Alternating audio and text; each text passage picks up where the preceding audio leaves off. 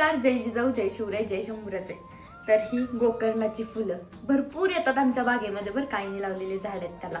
तर ही फुलं आली ना की आम्ही काय करतो, पहिली आई आणती जाऊन पटकन, आणि रोज आमच्या आठवड्यातून एकदा तरी हा गोकर्णाच्या फुलाचा चहा असतो जो की आपल्या केसांसाठी, त्वचेसाठी सगळ्यात उत्तम असा हा गोकर्णाचा चहा. चला तर या मग प्यायला पण, आणि बघा पण कसा बनवते.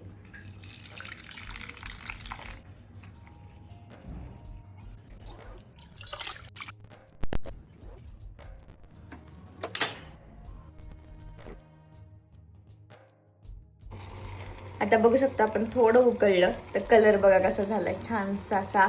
आता हा जरा ब्लू दिसतोय, थोडा वेळाने अजून ते हे झालं ना की पर्पल दिसणार प्रॉपर.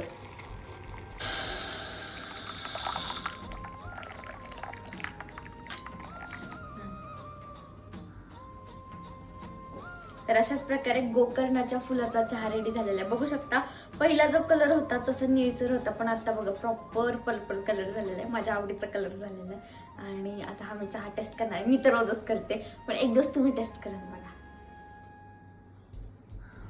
आणि त्याचबरोबर कमेंट करून सांगा कुणी कुणी हा चहा बनवल्यानंतर, आणि त्याचबरोबर तुम्हाला अजून काय माहित असेल या चहाबद्दलची तर नक्की कमेंट करा. धन्यवाद.